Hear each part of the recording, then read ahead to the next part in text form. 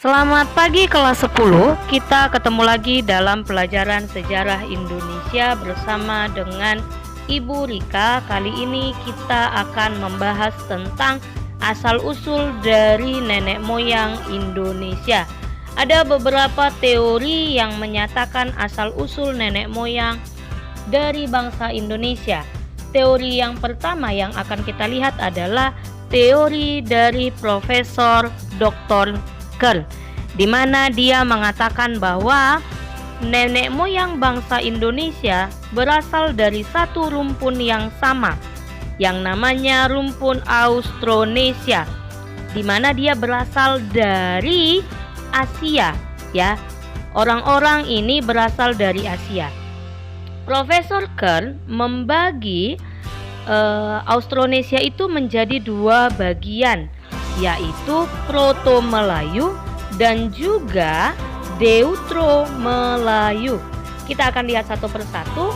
Yang Proto-Melayu atau sering dikenal dengan istilah Melayu Tua, ini merupakan orang-orang yang mewarisi kebudayaan Paleolitikum atau kebudayaan Bastion Hoabin. Nah, di mana mereka memiliki kesamaan alat-alat dengan orang-orang yang hidup di masa Paleolitikum.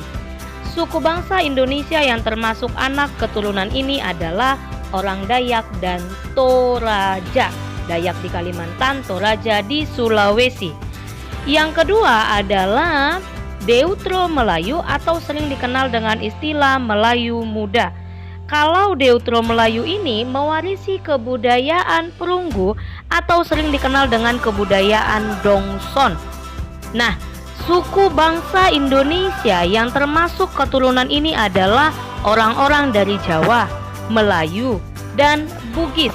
Jadi kalau orang di Sumatera itu dia termasuk orang-orang Deutero-Melayu ya. Misalnya orang Riau, nah itu dia Deutero-Melayu atau Melayu Muda.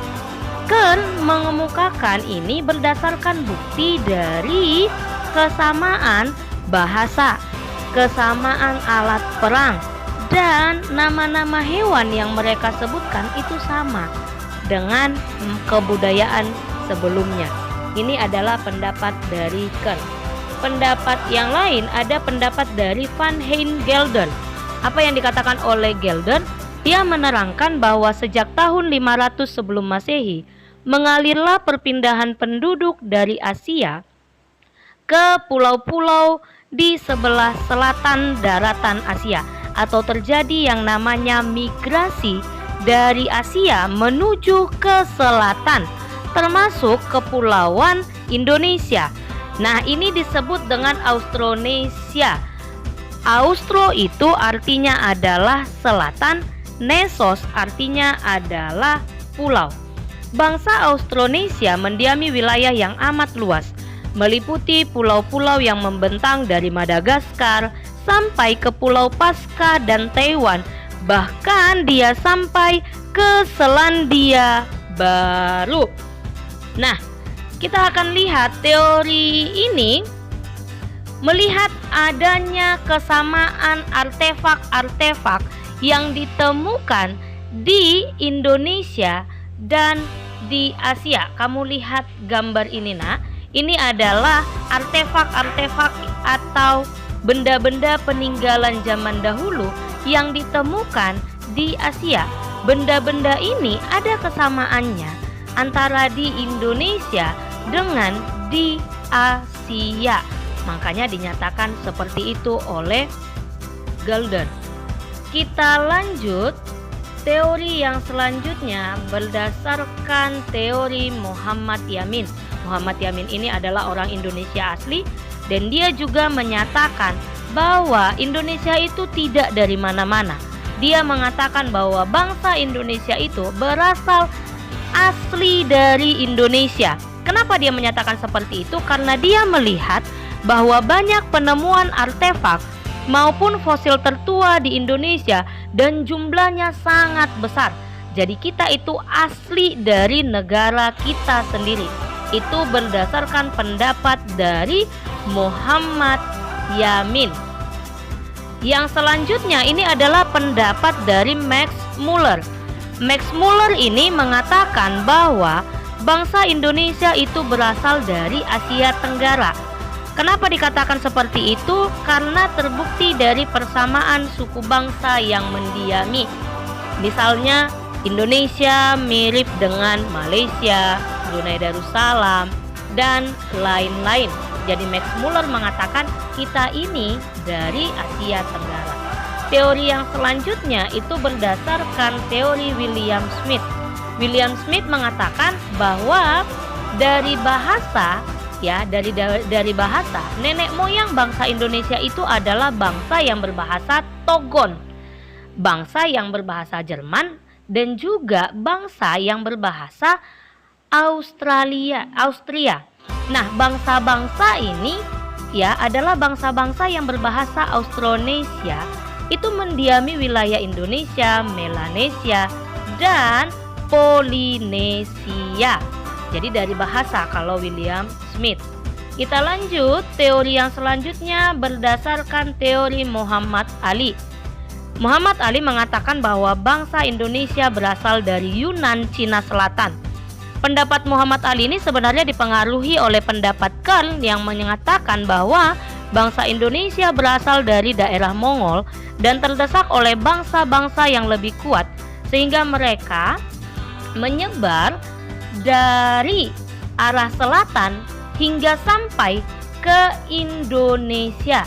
Jadi kalau Muhammad Ali mengatakan dia pindah dari Mongol menuju ke Indonesia, dan dia ada dua gelombang. Gelombang yang pertama tahun 3000 sebelum Masehi sampai 1500 sebelum Masehi. Gelombang yang kedua 1500 sebelum Masehi sampai 500 sebelum Masehi. Teori yang selanjutnya itu adalah teori Profesor Dr. Krom. Dr. Krom mengatakan asal usul bangsa Indonesia itu dari Cina Tengah. Kenapa dari Cina Tengah? Di sana ada banyak sungai, sehingga orang-orang menyeberangi mengikuti alur sungai tersebut, sehingga mereka bisa sampai menyebar ke wilayah Indonesia sekitar tahun 2000 sebelum Masehi sampai 1500 sebelum Masehi. Jadi dari sungai-sungai itu mereka mengikuti alurnya sehingga sampai di Indonesia. Teori selanjutnya adalah teori Mayundar. Mayundar mengatakan bahwa bangsa-bangsa yang berbahasa Austronesia itu berasal dari India. Setelah dari India, mereka menyebar ke daerah Indochina, lanjut ke Indonesia, bahkan sampai ke daerah Pasifik. Jadi Mayundar mengatakan bahwa bangsa Indonesia itu berasal dari orang-orang India yang menyebar di seluruh Indonesia, bahkan sampai ke Pasifik. Nah, teori yang terakhir itu adalah teori Dr. Brandes. Dr. Brandes mengatakan bahwa dia melihat dari perbandingan bahasa. Dia meneliti dengan perbandingan bahasa. Bangsa yang bermukim di Kepulauan Indonesia itu memiliki banyak persamaan dengan bangsa-bangsa pada daerah yang membentang dari sebelah utara Pulau Formosa, sebelah barat daerah Madagaskar dekat dengan Afrika, sebelah selatan yaitu Jawa, Bali, dan sebelah timur sampai ke tepi pantai barat Amerika. Ini adalah penjelasan Ibu tentang asal-usul nenek moyang Indonesia. Kalau ada yang kurang paham, kamu boleh bertanya di classroom. Terima kasih, Tuhan memberkati.